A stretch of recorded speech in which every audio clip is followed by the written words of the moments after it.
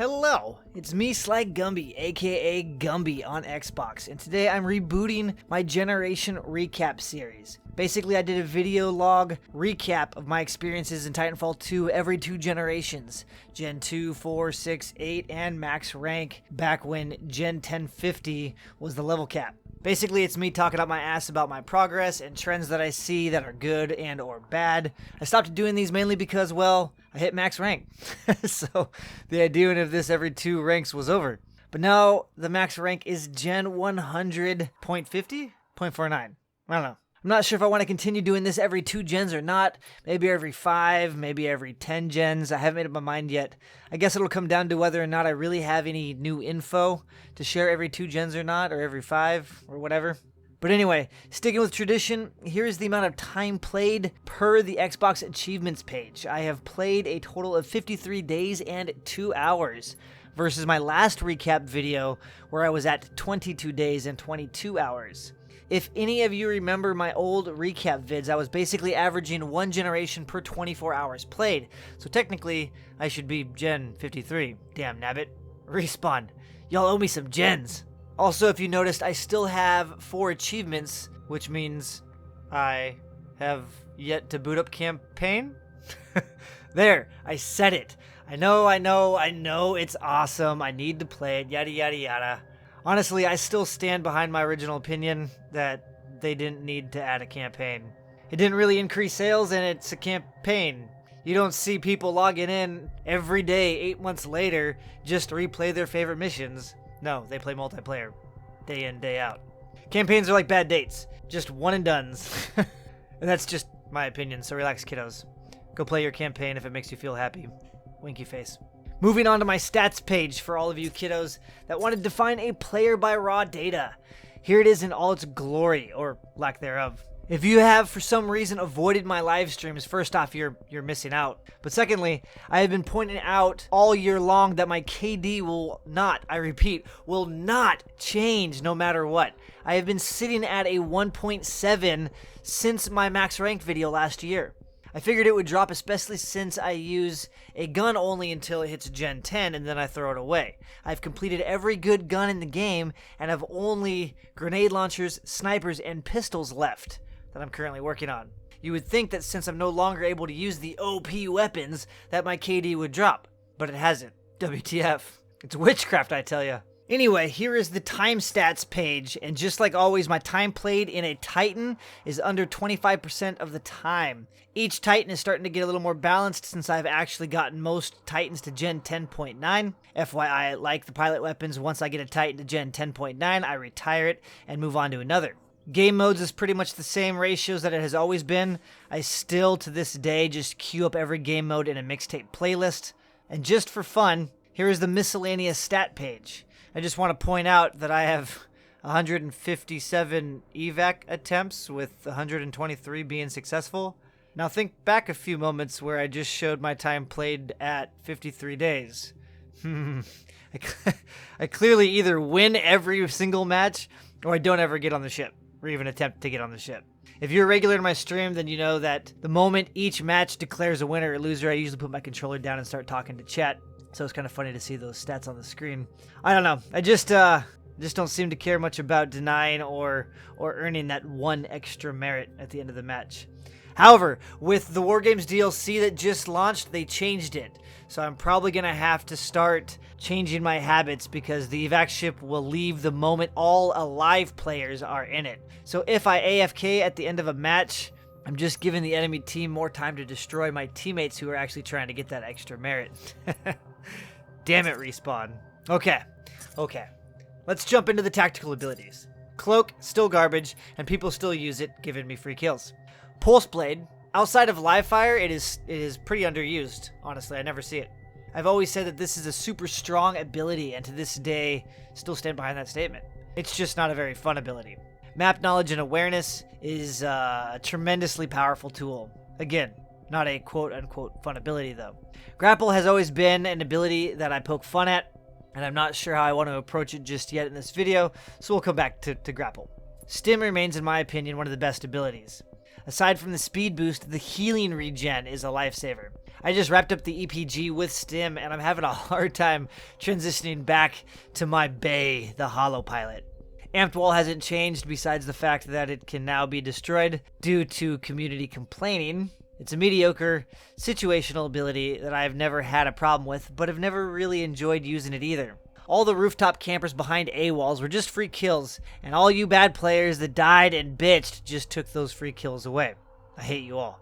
Phase shift is actually losing some respect and value in my book. One, I'm effing sick and tired of bitch tactics with phase.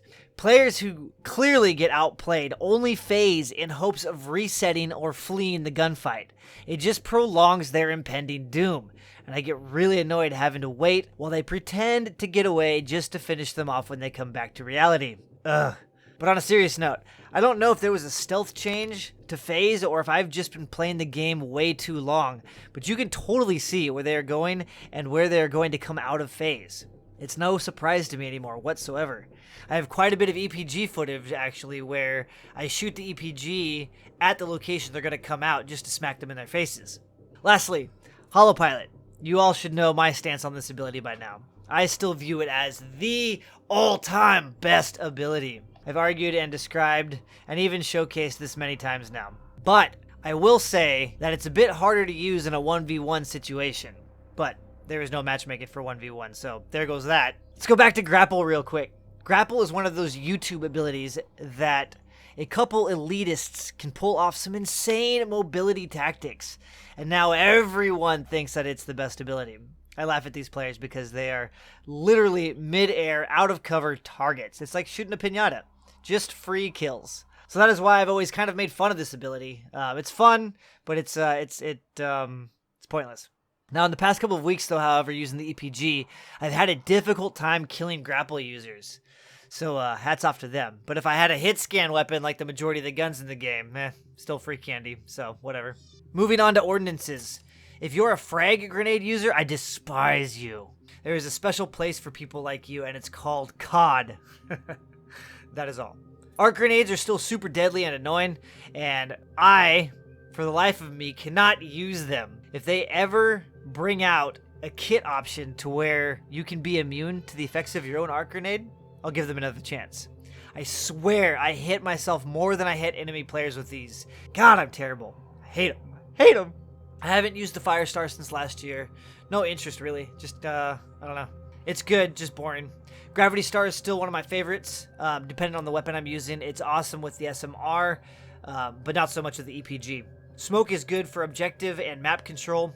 I'm actually seeing more satchel users, which makes me smile. Honestly, it does.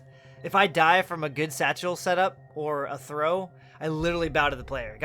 You gotta respect a good satchel user, especially if you're a Titanfall 1 veteran. You just don't see satchels ever anymore in Titanfall 2. So when somebody's actually pulling a good satchel plays off, man, it's awesome. Kit 1 options. I use Power Cell for Stim since it only has one charge and it heals. But other than that, I still prefer fast regen over anything else. On my LTS loadout, I use Phase and Bark just to shave off a few seconds in between grabbing batteries. Ordinance Expert is for you, you COD frag idiots. Kit 2 options have changed for me due to the addition of Titan Hunter. When the game launched, I used Kill Report just because I didn't like the other abilities. Wall Hang is neat for amped hardpoint and CTF. That is it, really. Kind of a waste anyway. Hover can be good, but I don't enjoy it. I've seen some killer players that use it though. I used to prefer low profile when I learned that it actually doesn't alert a Titan that you are on board until the moment you yank the battery, preventing any kind of smoke damage. But, and it's a big ol' but, ever since Respawn added the option to button press to rodeo, I can never actually rodeo, so low profile is a wasted option for me. Once Titan Hunter was added, I switched to it. You don't have to kill a Titan to get 10% meter. You just have to doom it. So I doom a lot of Titans, and your meter also applies towards your boosts. So naturally, I use this all the time instead of low profile. Let's quickly go over the guns. As you can see, my assault rifles are all completed, so I don't use these anymore. 201, in my opinion, is still the best gun. I don't care what Reddit says. The 101 feels different than the 201, and I did not enjoy using the 101 at all. Hemlock is useless now after its overkill nerf, leaving the G2 as the next most powerful long-range gun that everyone now bitches about. Silly rabbit, it's still the same G2 from pre-Hemlock nerf. You all just bitch to bitch. That is all. Flatline will always be another favorite gun of mine. SMGs are also all completed. Never a fan of the car myself, but I respect a decent car user. Alternator is by far one of the strongest guns in the game. Volt has never really been any good. Never. I don't care what the small PC community says. Triggered. The R97, after the last buff, is a friggin' monster that I cannot tame. It's too hit or miss for me. The recoil and I do not see eye to eye. LMGs are also completed, and I love all three of them. The Spitfire is super good at long to mid-range. L-Star absolutely melts at any range and has one of the best aim assist hip fires. Granted, if you can lead your shots. Devotion is always a satisfying gun to get kills with, you haters. It's also a really easy gun to avoid, so stop being crybabies. I'm not looking forward to using the snipers. I don't really have anything new to say about these, so that brings us to shotguns, which are also completed.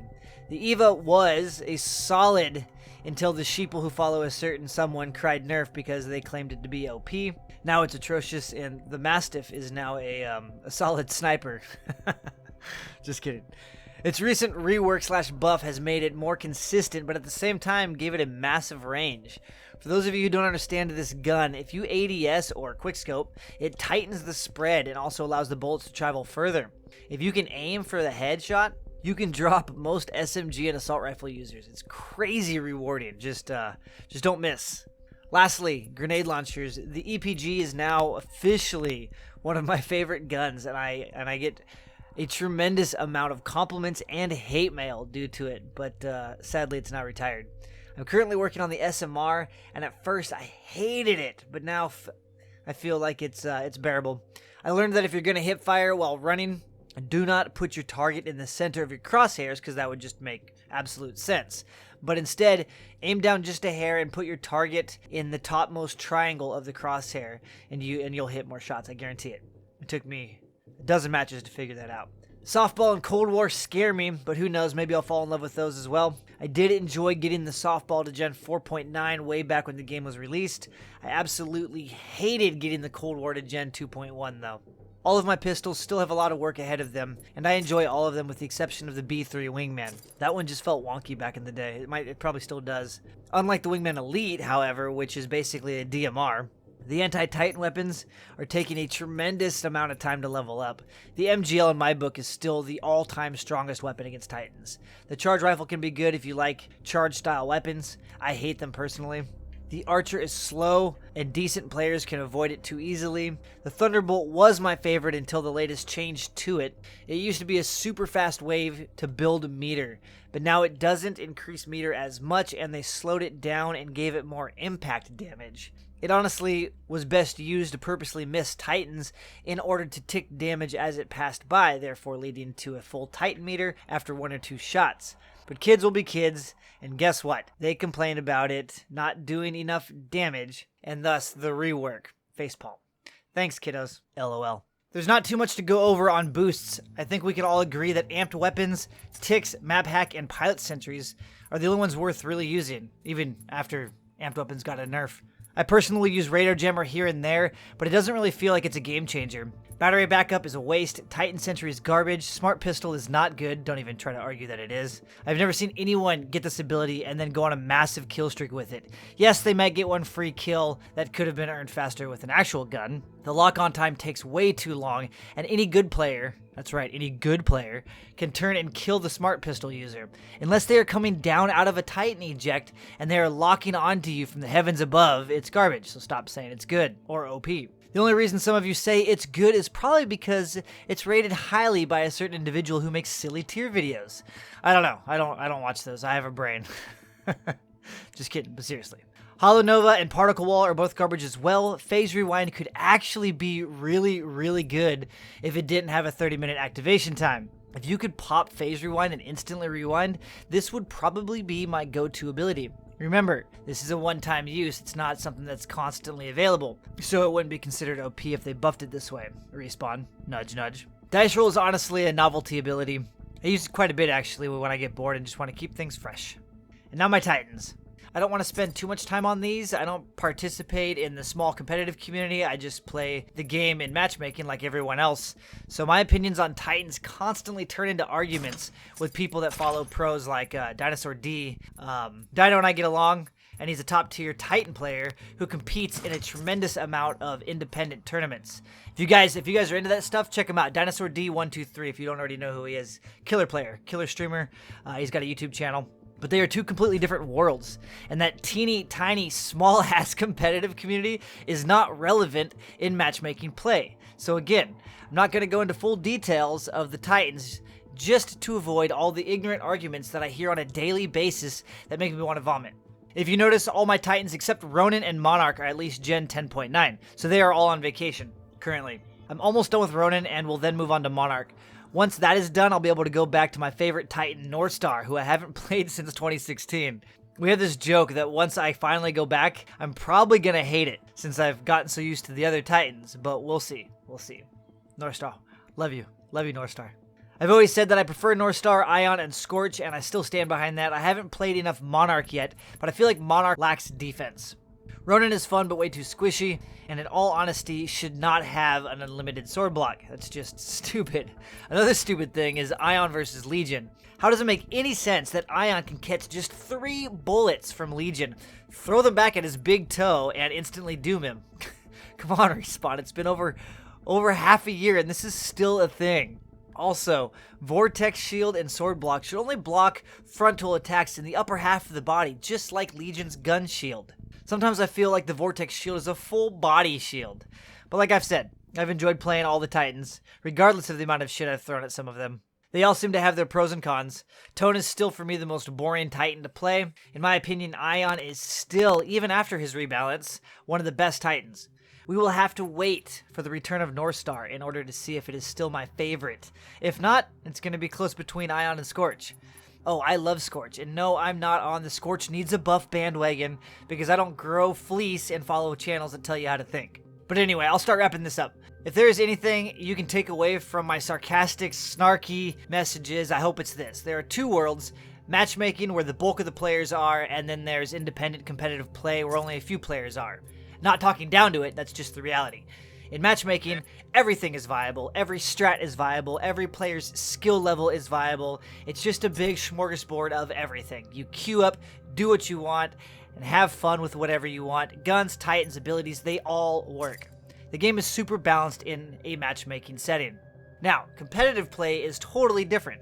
You have a different skill level of players who know the ins and outs of everything. In that world, certain guns, abilities, and Titans can be broken, garbage, and or OP. Just remember, that world is tiny. There's no sponsored MLG, ESL, or anything. It's just a small, independent, competitive community. Why do I bring this up? Well, because I hate how people trash on each other, for one. I hate how people make biased opinions on things that aren't even relevant to the majority of the community. And most importantly, I hate how nerfs and buffs get decided and implemented based on the competitive community's input that trickles into the regular community. So hate it or love it, it is what it is. I'm still here and I love every aspect of the game regardless, okay? Okay. If any of you would love to join my teeny tiny network on Xbox Live, the info is on screen. Also, feel free to come chillax, hang out, argue, debate, laugh at me, or whatever during any of my live streams. I stream daily over on Twitch from 8 p.m. to 2 a.m. Pacific Standard Time. I've met a tremendous amount of people from both here and over on Twitch since the launch of Titanfall 2, and it's been a blast. I was playing yesterday during the day and was running into a ton of people that knew me. It was awesome because some people would teabag me out of spite, some would compliment me, and others would straight up just laugh at me. So it's all in all, it's pretty awesome. You guys make YouTube and Twitch super enjoyable, so keep it up. One last thing before I take off, don't criticize or poke fun at others. Our little teeny tiny dying Titanfall community is small enough. Don't push more people away from the game. Let's try to not turn this community into a toxic one, okay? Thanks. And with that, I'm out. I'll catch you all laters. P.S. Legion is for scumbags. Tone is for noobs. Cloak and Grapple are garbage and you're bad for using them. Frag users have Down syndrome, and AWOL and G2 users are gods from the heavens above. Okay. Love ya. Hugs and kisses. Bye-bye now. Hollow Pilot for life. Peace.